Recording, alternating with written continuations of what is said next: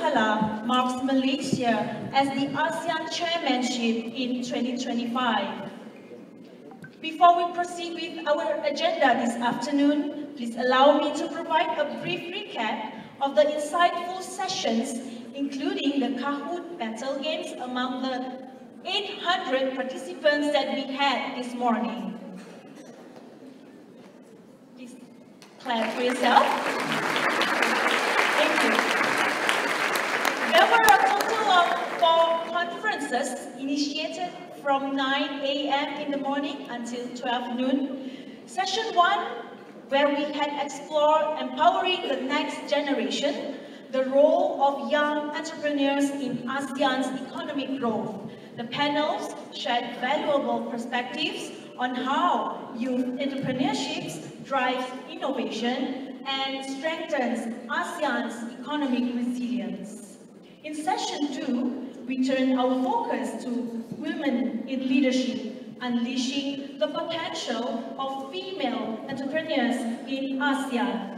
The discussions highlighted the remarkable contributions of women entrepreneurs and the support needed to amplify their impact. While in session 3, the role of SMEs in human capital development, building the future workforce in ASEAN. We delve into the vital role of SMEs in upskilling and preparing the region's workforce for future challenges.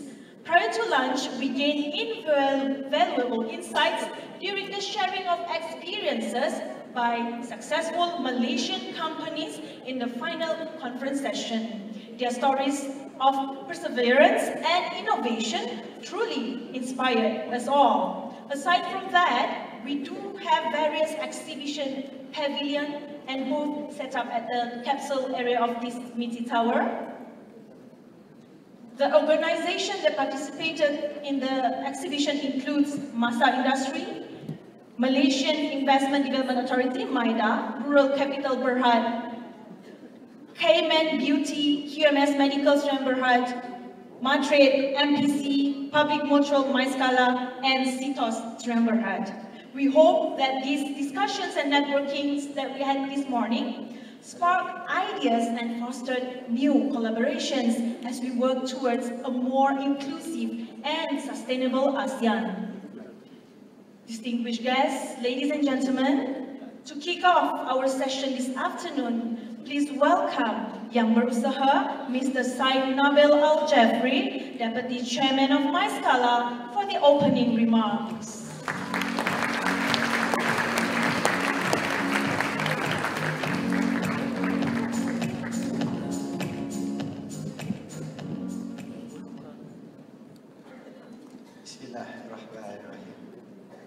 Assalamualaikum warahmatullahi wabarakatuh.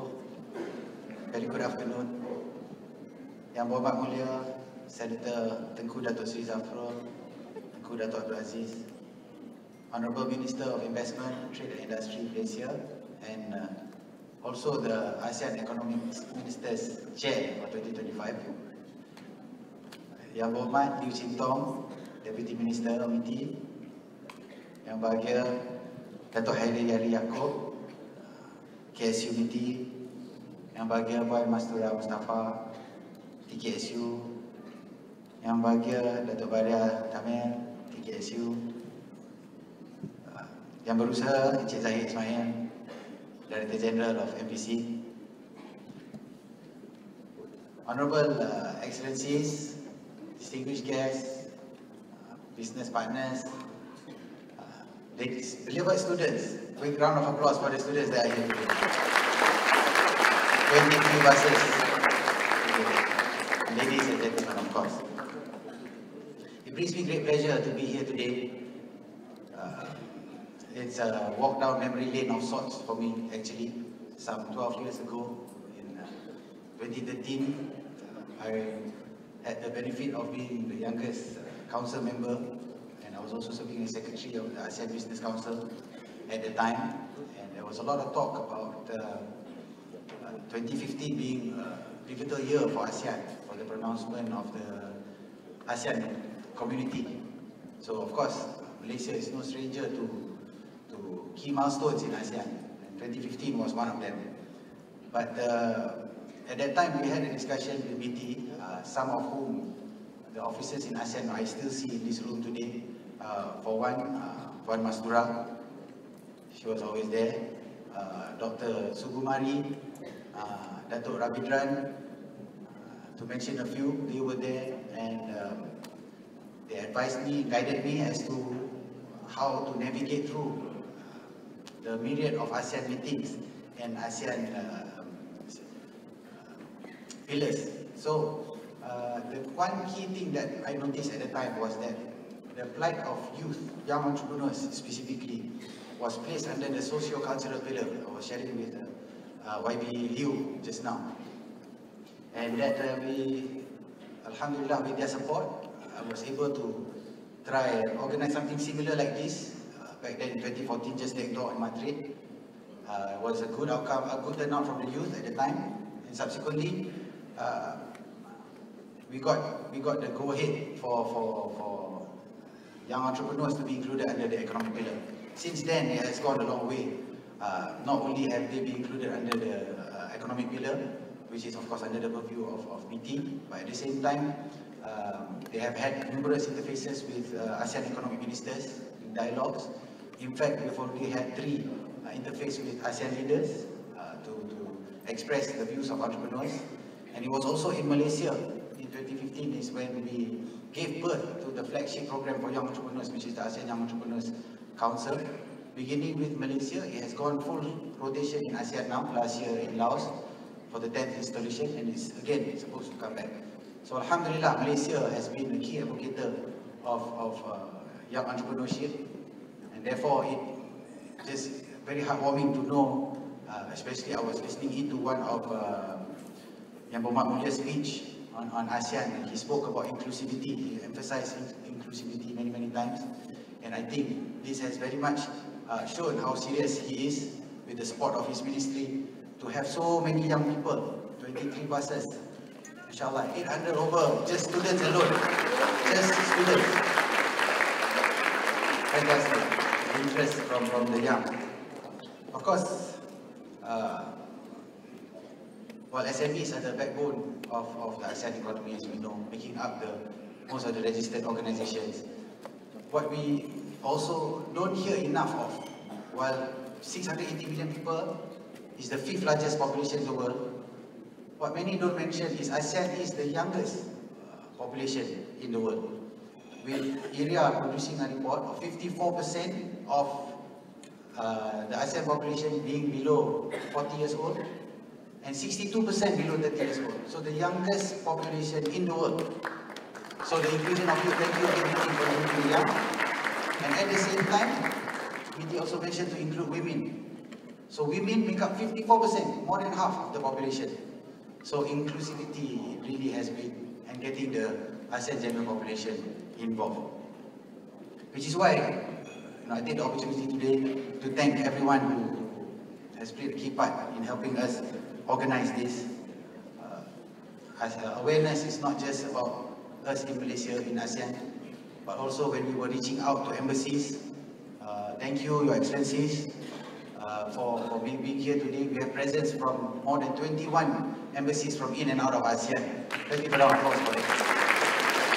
ASEAN has gotten a lot of interest, including Ambassador from Timor-Leste, who is also here. Thank you to all the speakers and moderators for all their sharing. We learned a lot today about startups, about brick and mortar businesses. We have the Queen of Durian, even sharing her experience, Datuk Anna. It was so much, we learned so much today. And at the same time, we have people who have gone above and beyond, worth mentioning. Here today, for example, Brian, who's here with, from Masa. Together, I just feel it wasn't so long ago, in February, that we spoke about 2025 being a crucial year. We spoke about how knowledge and technology transfer was important in expanding, in making Malaysia a regional hub and expanding into the market. Alhamdulillah, after much work, much tedious work, we are now able to have turnkey solutions for drones that we can happily make, we can happily call Malaysian made. And subsequently after this, we hope to fully take leverage on the ASEAN FTA for the rules of origin to have 30% of locally manufactured products and capitalize on the zero tariff in the ASEAN Free Trade Agreements. And this will be the first turnkey company that is able to do that, inshallah. Thank you. Of course, we don't have just people from inside of ASEAN, as mentioned just now. We have people from as far as Switzerland. We have Frederick Gayat here, who have expressed a keen interest in ASEAN. He speaks highly about the regulatory infrastructure in Malaysia being a good place for us to explore sustainability in the capital markets. Fred, merci, you brought Alex, your son, to contribute to the young environment that we have, the vibrant environment that we have here today. Merci, thank you for your support. We also have special mention for Masa. As we develop the drone technology, we have Universiti Pertahanan Nasional. I think Brian has mentioned many times about the emphasis of investment and working, collaborating closely businesses with universities. We have Universiti Pertahanan Nasional Malaysia also, who are here represented by Yang Besar Dr. Seri. Thank you to UPNM. So to sum things up, I do not have much else to say, only that above and beyond, this could not have been possible without the support of BT, once again. The support of Puan Siti Muslihani, of Dr. Umi. Thank you for your timeless contribution and timeless support for guidance. It's been a real honor for us to be able to work closely with you. We have so many other partners, BAS Group, Jiwa. You guys have just been wonderful in assisting us. And above all else, Yang Berhormat Mulia Datuk Seri, thank you so much for the opportunity to be with you. Not only dedicated time to be with us, but an opportunity to interact with him, which is so precious. Datuk Seri, no doubt the highlight of today is this session with you. With that, I take this opportunity to apologize for any shortcomings on our behalf, and I wish you all a pleasant afternoon. Thank you. Thank you very much. Thank you, Mr. Seri, Abdul, and Jeffrey, for the warm opening remarks. Distinguished guests, ladies and gentlemen, now it is my great honor to invite YB Senator Tengku Datuk Seri Utama Zafrul Tengku Abdul Aziz, Minister of Committee, to deliver his keynote address. Please give a warm round of applause to YB Minister.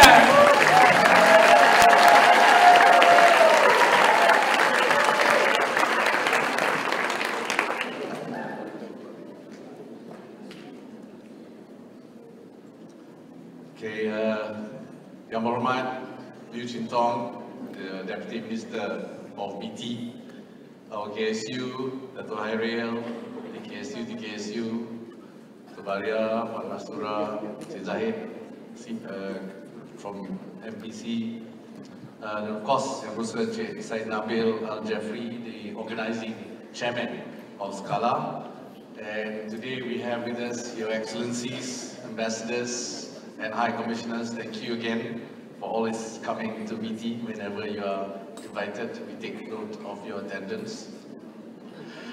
But thank you for your support. And of course, senior government officials, members of the media, distinguished guests, ladies and gentlemen. So, Assalamualaikum warahmatullahi wabarakatuh, and Salam Malaysia Madani. I was made to understand there are many students here, and as what Syed Nabil said, many buses of students from various universities. So I think I would like to name the universities who are present here today. I got the list, and siapa yang jerit paling kuat is the winner. Okay, ada surprise prize. Okay, the first university, Universiti Pertanian, UPM.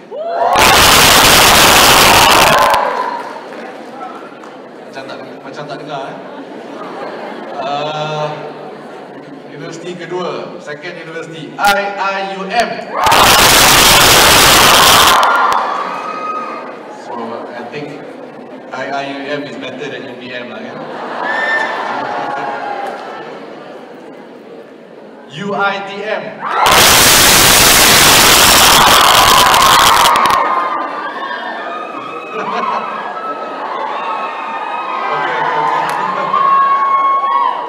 Sorry, Your Excellencies, for the loud noise, but you can see that in Malaysia, the women are much more forceful than the men. It applies to all ages. Uni KL.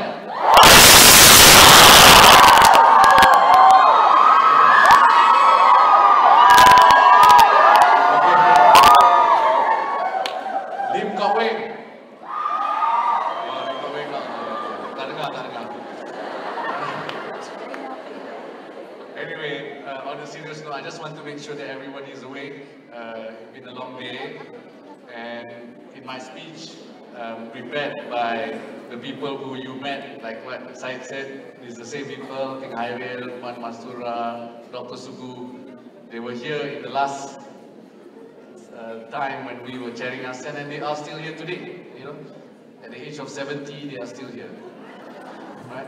So, in my 5 years of public service, I've been in government now for 5 years, and I've not only witnessed, but also has been part of significant economic challenges faced by the country. You know, we went through various challenges, and especially COVID, and all of you here, students, face the same. And if you look at what has happened in the last 2 years, I've also had the privilege with my colleagues here at MITI to drive industrial reforms. Right? In the coming year, as the Minister of MITI, I again feel privileged to be driving the economic pillar of ASEAN's economic community. So I look forward to this with great enthusiasm, and I hope that all of you who are sitting in this room, the women, the youth, the public servants, the private sector personnel, basically every stakeholder that's present here today, share that excitement. So, ladies and gentlemen, this is the 4th time we take on the ASEAN Chairmanship. Our theme this year is inclusivity and sustainability. So those values will underscore the outcome-driven economic agenda which will be promoted and will be promoting as well through the ASEAN's economic pillar. So those values represent the urgent needs of our region, ASEAN. Some of you may ask why. Because if Southeast Asia cannot become more inclusive, cannot become more sustainable, other achievements such as economic prosperity and tech innovation may prove to be just empty wins. So Malaysia is determined to ensure the economic wins of regional integration that will benefit all, including women, youth, and micro, medium, and small enterprises, or in short, MSMEs. All of you here sitting here today, I think there are 800 of you sitting here today, you'll be glad to know that our intention is to promote the greatest participation from all of you in ASEAN's development next year. So you can contribute not only growing Malaysia's economy, but also shaping ASEAN's economic future. So for your information, the Ministry of Foreign Affairs is leading preparations for the political security pillar, while MITI handles the economic pillar, and the Ministry of Tourism, Arts and Culture, or MOTAC, focuses on the social cultural pillar. So under the economic pillar, we have our PEDs, which is the priority economic deliverables, which will be classified into 4 main areas. Number 1, enhancing trade and investment. Number 2, creating an inclusive and sustainable pathway. Number 3, promoting integration and connectivity of economies. And number 4, building a digitally resilient ASEAN. So our GDP growth, you mentioned just now, we are the 5th largest economic bloc, and ASEAN GDP is projected to reach $4.5 trillion by 2030. So Malaysia's chairmanship is crucial to promote deeper integration and resilience. So our proposed PEDs will be instrumental in establishing ASEAN as a global economic leader. So I will touch on the PEDs, several of the PEDs briefly, particularly those that benefit the youth, women entrepreneurs and MSMEs. So Malaysia's ASEAN Chairmanship also comes at a pivotal time for Malaysia. I say this because in the past 2 years, since the start of the Madani government, we have been busy with economic, fiscal and industrial reforms. Many of these efforts are showing results. First, the targeted industries, the aerospace, E&E, chemicals, digital economy, as well as pharmaceutical, now have a clear growth path. With policies such as the new Industrial Master Plan 2030, we have the National Energy Transition Roadmap, the National Semiconductor Strategy, the Green Investment Strategy. So now industries have a clear view on which areas they should invest in. Second, investments into Malaysia have increased considerably. In the first half of this year, it's gone up 18% compared to the first half of last year. Amount is about 160 billion ringgit, and tomorrow we'll have the National Investment Council, which will be chaired by our Prime Minister, and we will be announcing the figure for the first 9 months, but I can't announce it today. But tomorrow we'll be announcing it, and what's important is execution. So for your information, the implementation rate of our approved investments is over 80%. And fourth, for the first 3 quarters of 2024, this is already announced, our GDP has grown at 5.2%. On fiscal reform, which is my 5th point, we talked about targeted subsidies, reducing our budget deficit. These are all already underway. So I feel that there have never been a better time for youth, for women, for SMEs to position themselves for riding Malaysia's growth trajectory, which will also ride on ASEAN's growth story. The question is, why should all of us care? In fact, why should you care? Well, for one, as mentioned just now, ASEAN is the world's 5th largest economy. Today, combined GDP is between 3.7 to 3.8 trillion US dollars, growing at 4 to 5%. Yeah, and between now and 2025 and 2030, if we continue to grow between 4 to 5 or 4.5 to 5.5%, we will be the 4th largest economic bloc by 2030.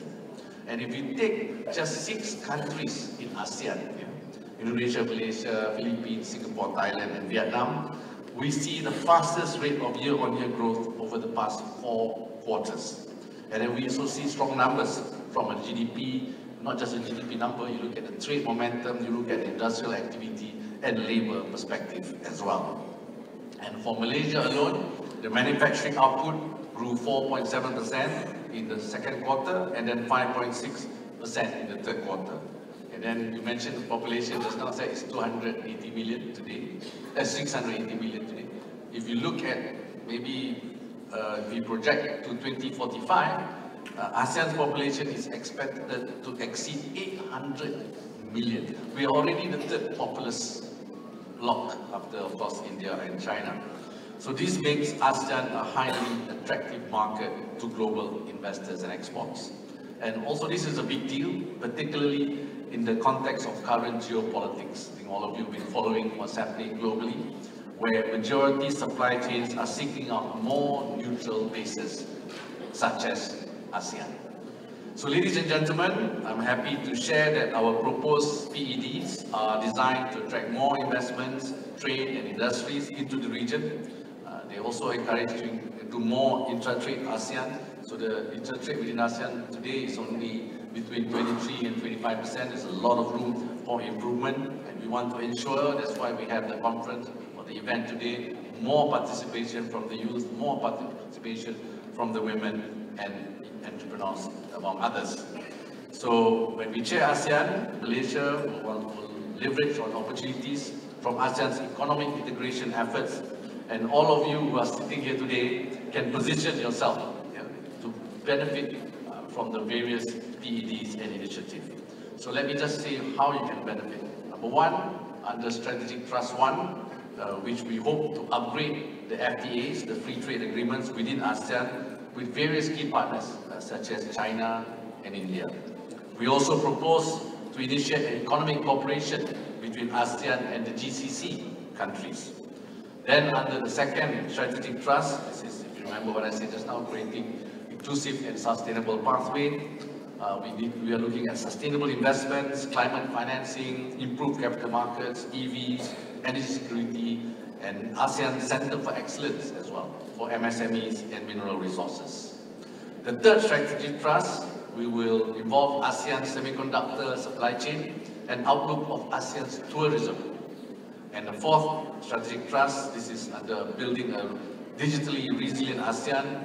This is very relevant to many SMEs here and micro SMEs here, is on the Digital Economic Framework Agreement, or we call it DEFA. We want to strengthen that and include tech startups, or the new startups, AI safety as well in ASEAN, and digital payments. So this will help more participation from companies towards digital e-commerce. I must clarify that MITI will be working with various other ministries, although we are leading the pillar, there are many ministries under this pillar, and ASEAN sectoral bodies as well, on all the priority economic deliverables that I mentioned. And for that, the business or positioning opportunities as well, for women, youth, entrepreneurs, and MSMEs. So on women first. So MITI, we have two women deputy secretary here. And for all your information, for the women who are here today, we just released our sustainability report. 69%, KSU, 69% of our top management in MITI comprised of women.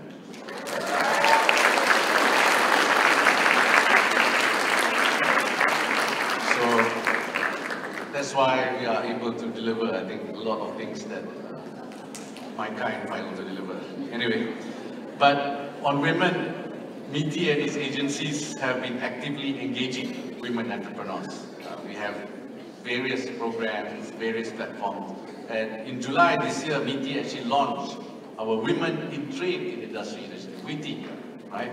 So WITI initiative we launched, and then boost the capacity of the women in the industrial and export sector. So we've asked all agencies and ministries to have a target that involves women as well. And we aim to help Malaysian female entrepreneurs connect to the regional entrepreneurs, right? Through the ASEAN Women Entrepreneurs Network.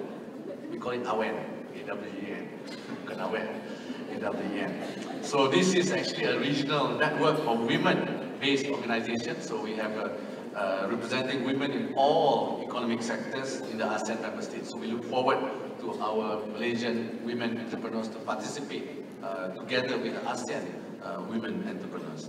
Additionally, one side event you can look forward to is the ASEAN Women Economic Summit 2025, to be organized by MITI and the Women Leadership Forum, and that's in May 2025, so pen in your diary. And we have another one also. We have the ASEAN Women Economic Forum in June next year. So all the women, please.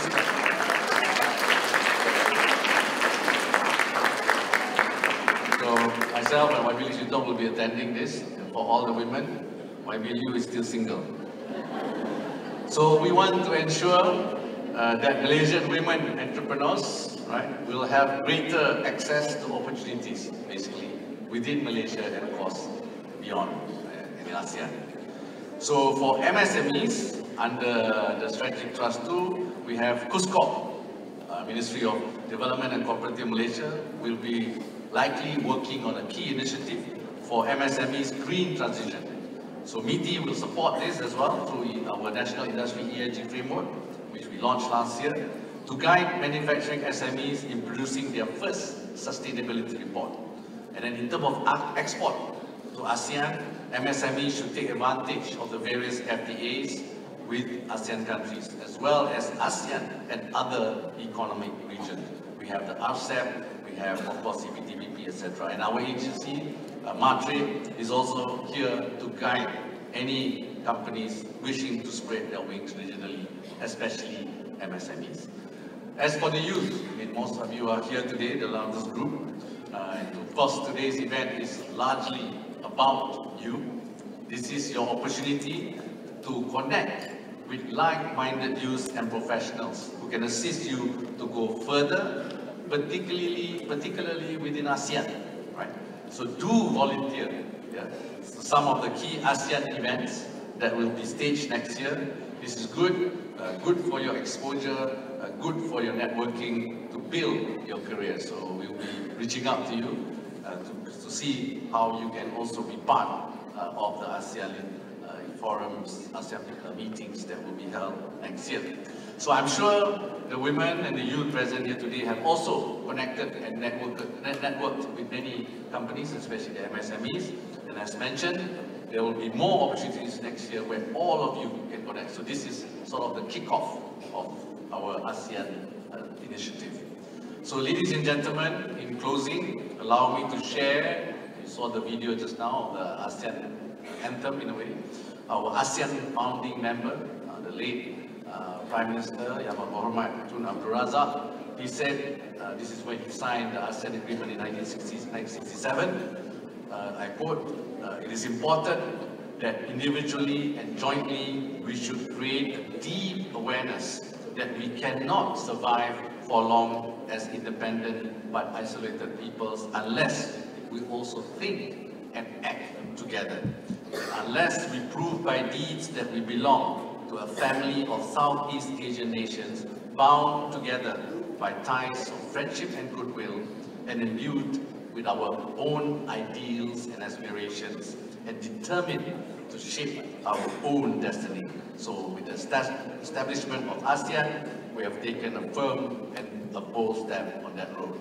So looking at the global challenges today, from geopolitics to trade wars, we have supply chain bottlenecks, to climate change risks and other darker sides. We always look at the positive sides of AI and tech, but there are dark sides to it as well. So we here, all of us here today, together with our colleagues in ASEAN, must think and act together, not only for us to survive, but also for us to thrive. So, and I strongly believe that how Malaysia steers ASEAN towards its aspirations in 2025 will have an impact that will last beyond 2025 and even beyond our lifetimes. So to that end, I invite all of you who are sitting here today, join us on that highly important journey as we help shape ASEAN's future, which will have a bearing on your and all Malaysians' future, in a way collective future. So from your involvements today, to today's program, please share and transfer the knowledge gained today to others. All of you can be our ASEAN ambassadors, and let's look forward to our ASEAN Championship year with enthusiasm, while making this region that we all call home much stronger and also much more united. Thank you. Thank you, YB Minister, for the very comprehensive keynote address. Please, YB Minister, can I request you to stay on the stage? Ladies and gentlemen, YB is kind enough to spare some time for us today in the hall for an interactive question and answer session with everyone here. So thank you, YB. I didn't know this, but... The floor is yours. Okay. So Sorry, I was not told about this part. But... It's part of the gimmick, YB. Okay. Okay. One song. So is there any question from the floor? Okay, ada soalan, you can ask in English or bahasa. Feel free to, yeah. Yes, please go ahead. Yes, please. Yes. Hello, Assalamualaikum and very good evening. My name is Afif, and YB, for today, I got a question for you. Afif from which? I'm actually from Auckland University. I'm here right now joining my friends from UIA. So today we heard lots of stories and lots of perspective from lots of people. But I would like to ask you yourself, what is actually most challenging moment in your career life, in your early days, and how it really defined you as a leader? Okay, thank you. Wow, it's not a question about ASEAN, it's personal. Well, I mean, I've been in Korea, started my career in 1996. It's a long time ago. And of course, like most of you, you will soon, the youth, not the guys in front of my age group. So I'm talking to the one behind. So for you as well, once you graduate, you will never know exactly what your career path is going to be. You can plan, but what it's going to be is always a different story. So my advice to all the young graduates or going to be graduates soon is that you need to make sure that when it comes to building your career, in this case, from my experience, and everybody has a unique experience, right? Only you know what your strengths and weaknesses are, and you will soon learn. If you don't, you will learn through your own journey. But I got only 3 advice. One is do not be scared to fail, right? At a young age, it's important that you do what you think is right for yourself and for your family, but don't be too scared of failure, because sometimes failing means that you learn to be better, go through the next part of your journey. And I think that's important, because what you will see is that many of the young, when my friends who are always scared to make the next move because they are scared of failing. It's okay to fail. Maybe there's a cultural issue sometimes, but I think in Korea it's okay to fail when you're still young. It's harder when you are at my age or KSU's age. Secondly, I think it's important that whatever you do, it is important that we make sure, right, that you have a plan. And that plan must be agile, must be dynamic, because, for example, for me, we had the COVID-19 experience. No one can plan for that. You don't have a playbook for that. There is no playbook anywhere in the world. It's an unprecedented incident, so you need to be agile. So similarly, when you meet challenges along the way, don't think of a solution that's only inside the box, but also outside the box. And lastly, which is always important, make sure that you have your friends and families always there to support you, because sometimes they can give you the right advice. Because when you are so close to an issue or so close to something, you will not be able to see as clearly as others who are around you. Make sure they are not conflicted in their views. So usually they are your friends and families. Thank you. Thank you. Any ASEAN questions? Yeah, we have another one question from our gentleman. Where's the ladies? Warming up. Warming up. Yeah. Assalamualaikum. Waalaikumsalam. My name is Wan Muhammad Zafrul from UITM Shalam. My question is, along with time, we are moving towards the digitalization of economy. So my question is, how my generation can play a crucial role in achieving this mission of digitalization? Thank you. Thank you. Thank you very much. So on digitalization, there are a few things that we need to be mindful.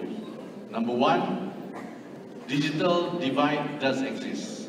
So your generation will have to play a role in ensuring that, in line with our inclusivity theme, we need to make sure that everyone has a level playing field. Right? Be it in schools, be it in universities, be it in companies, especially SMEs. Digital divide will happen if we do not invest and give everyone equal opportunities to be exposed to the digital economy.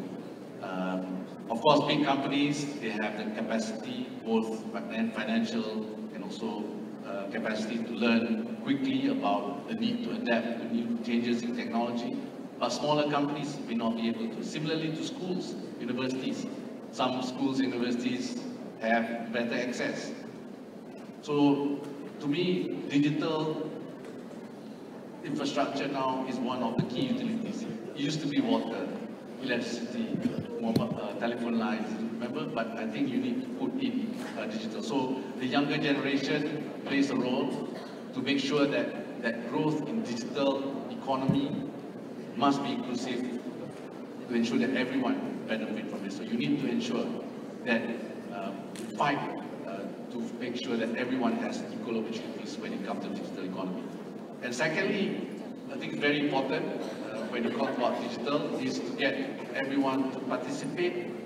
Once you have equal opportunities, everyone to participate in understanding the application of that. This is where I think in life today, there's no way you can get away from digitally. The enablers will always be there. Even in universities, you are now all have to do your work using a computer, right? But going forward in the working life, you will be using more than just to write your thesis or do your, I'm assuming, non-sciences subject. But what my point here is that you need to always continuously update your skills when it comes to digital technology. Now we have AI, we have generative AI. In fact, in our ministry, we're discussing how we can use and adopt AI to improve productivity. So here again, your role is to ensure that Malaysians are always ready to embrace the latest technology. That's important. And finally, again, it's about mindset, which is very important. Change management. A lot of people are always fearful of change, and fearful of change comes also with fearful of new technology, because to them, some of my generation or many other groups, they worry that it will cost their jobs, right, their livelihoods. So here it's important that of course government will play a role, but all stakeholders play a role in helping the transition of people who are not able to move as fast, right? So we need to equip, reskill or upskill, but at the same time be prepared to assist, because there will be disruption in digital. There will be technologies that will disrupt the status quo. We will see companies who may exist today, may not exist tomorrow, but there will be also new companies because of new technologies who will then help create new jobs. So all this is quite important, but to me, the change management, talking about the change in mindset, is important, because there will be many instances where technology will disrupt the way of life, today's way of life. Thank you. Thank you very much, YB. Gentlemen over there, thank you for your interest, but can I please open the floor to one question from the ladies? Ladies first. Yes, please. Oh yeah, we have one of them. Please.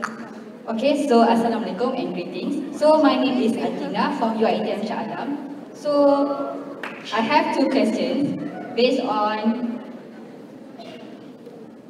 the future of education, which is firstly, what steps, in your opinion, can Malaysia take a better aligned education with future job markets?